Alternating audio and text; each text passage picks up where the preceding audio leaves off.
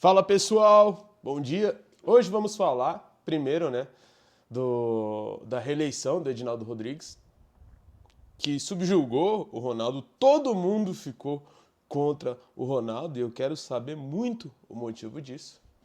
E temos também, hoje terça-feira, o jogo entre Brasil e Argentina. Já comenta aí quanto que você acha que é o placar. Qual é o seu palpite? O Brasil vence ou a Argentina? Lembrando, é em solo argentino, né?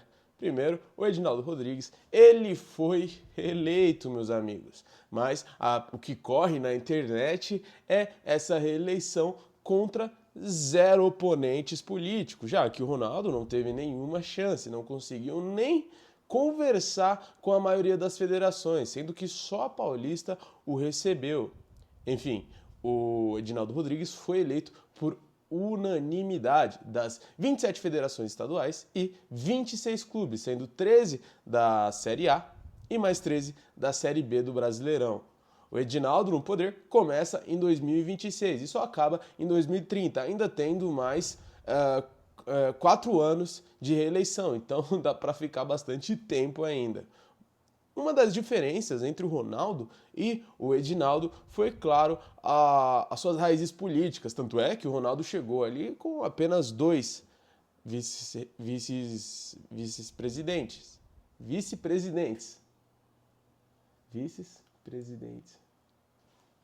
O Ronaldo chegou ali com apenas 2 vices. Enquanto que o Edinaldo, ele apresentou 7 vices.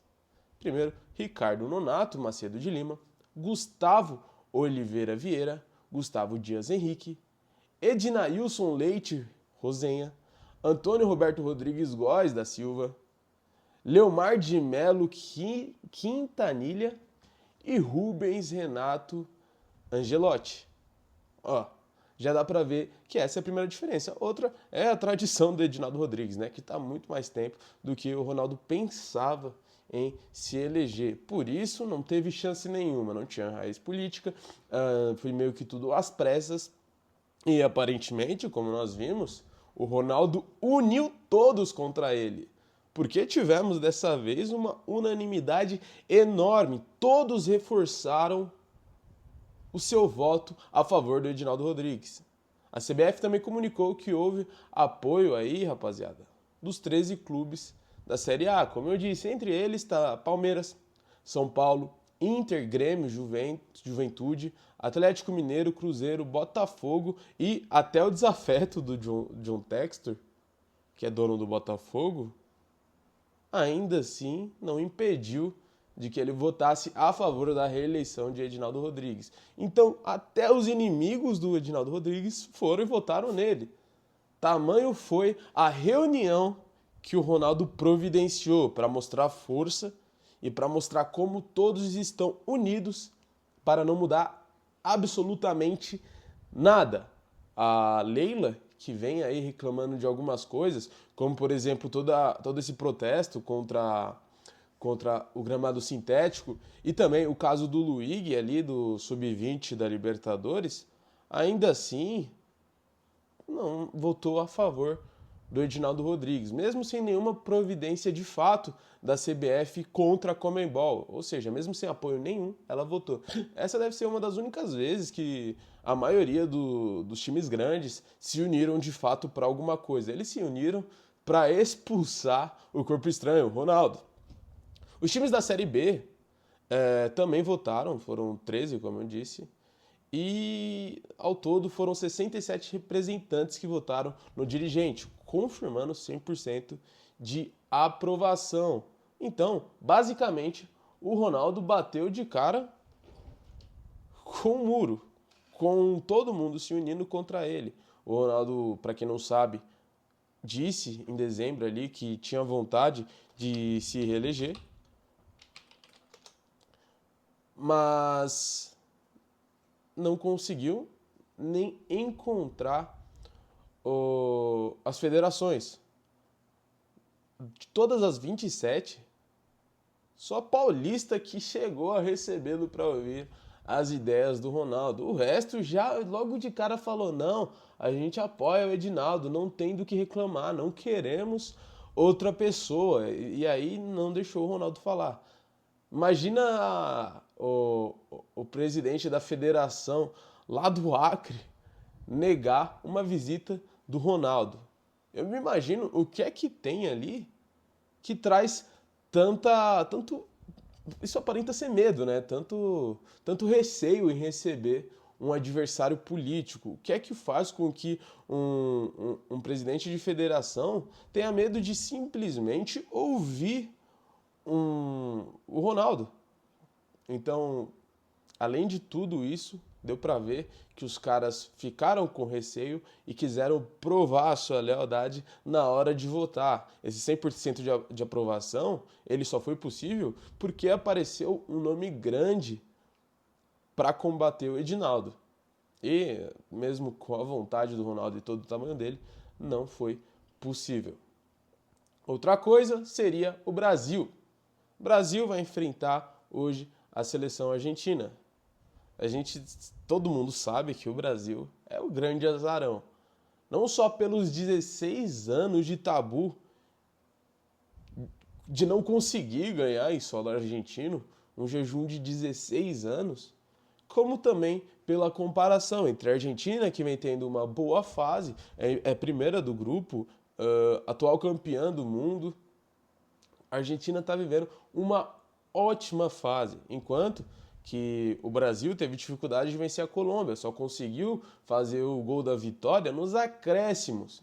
E o Brasil está com o problema, não é de hoje, já está há muito tempo. A pressão sobre o Dorival só aumenta. Tanto é que o Dorival foi em coletiva e disse que já está acostumado com essas críticas, mas ele está há muito tempo dirigindo clubes e agora a seleção. E ele fala para não criticar o método, só ir para criticar quando o produto estiver realizado, ou seja, o resultado. Não sei se é assim que funciona, Dorival, mas você pedir para não reclamar um método quando você prepara uma seleção para um Neymar que mal conseguiu jogar no Santos, ficou de fora de uma semifinal importantíssima contra o Corinthians. E mesmo assim confiar 100% toda a seleção e preparar a seleção para jogar para o Neymar, isso para mim tem que ser alvo de crítica. O Brasil que enfrentou a Colômbia foi uma gambiarra, tá? Uma gambiarra, não era para ele estar daquele jeito, ele estava preparado para ajudar toda a equipe a jogar para o Neymar. E quando o Neymar fala que não vai conseguir jogar, aí que ele começa a se articular, consegue fazer 2 treinos antes do jogo, preparando uma nova tática. Por isso, esse desarranjo, aquela bagunça para enfrentar a Colômbia, que até deu para vencer. Mas pegar uma seleção campeã do mundo, aí já é outra história, né? É claro, estamos sem o Neymar, mas a Argentina também está sem o Messi. Enfim, o Brasil, o Dorival, fez 6 alterações, sendo delas 4 forçadas e 2 por opção. As forçadas foram o Gabriel Magalhães e Bruno Guimarães estão suspensos. O Gerson machucou a coxa esquerda e Alisson não pode jogar, obviamente, pela colisão que ele teve com o jogador da Colômbia. O cara caiu nocauteado e o Alisson caiu numa posição ali que também não foi legal. Foi um dos choques mais pesados que eu já vi. Então, obviamente, vão deixar o Alisson de molho. Nos lugares deles entrarão Murilo, André, Joeliton e Bento. Agora, as 2 opções de troca serão o Wesley, que vai entrar na vaga do Wanderson, na lateral direita, e o Matheus Cunha substitui João Pedro no ataque. Matheus Cunha está jogando muito bem lá na Europa e essa é a melhor opção, porque apesar de não ser o Neymar, ele até que consegue entregar um jogo minimamente parecido. Então, claro, não é o Neymar no auge, mas o Matheus Cunha está jogando muito e merece sim essa oportunidade. Novamente, Endrick no banco. O Endrick até falou ali pro Romário que o maior medo dele é não jogar nessa Copa de 2026. E do jeito que o Dorival tá tratando o menino, provavelmente ele vai ir sim, mas não vai jogar muito não, vai ficar no banco. Acredito que só pela pressão ali o Dorival vai colocar o Endrick, mas não acho que o Dorival vai escalar muitas vezes o jovem garoto. Ah, detalhe, ontem repercutiu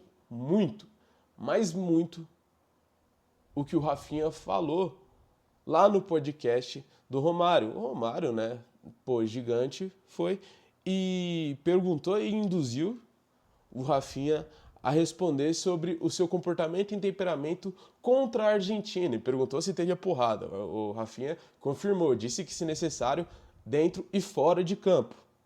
Ainda repetiu que a Argentina joga muito duro e eles serão tratados como merecem. Vai ter violência sim. Então confirmou que vai ter violência e isso não repercutiu tanto aqui no Brasil quanto repercutiu lá na Argentina. Os hermanos não gostaram nada de ver essa declaração. Então provavelmente vamos ver um jogo tenso, tá? A Argentina, o clube argentino, sabendo do que o Rafinha falou, meu amigo, pode esperar que eles vão entrar com raiva e vão entrar preparado para machucar. A escalação argentina vai contar com o Dibu Martínez, Molina, Romero, Otamendi e Tagliafico. Rodrigo de Paul, Leandro Paredes, Enzo Fernandes, Alex McAllister, Thiago Almada e Julian Álvares. Tem um desfalque do Nicolas Gonzalez, que foi suspenso, Messi e Lautaro Martínez, ambos machucados.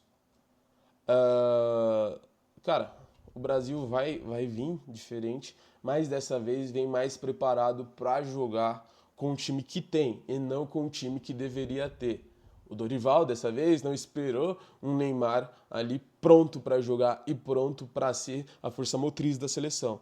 Talvez dessa forma, mesmo que com um tabu de 16 anos em solo argentino, a seleção brasileira consiga entregar mais competitividade. Não podemos esquecer que, apesar de toda essa bagunça, apesar dos problemas que a seleção brasileira vem enfrentando, os nomes que tem dentro da seleção são enormes. Rafinha, por exemplo, é um grande candidato a ser o melhor do mundo. E se jogar 50% do que joga lá na Espanha, o Brasil tem chance sim. Não é favorito, é o grande azarão nesse jogo, mas tem boa chance sim. Mas enfim, quero saber o seu palpite, a sua opinião, comenta aí.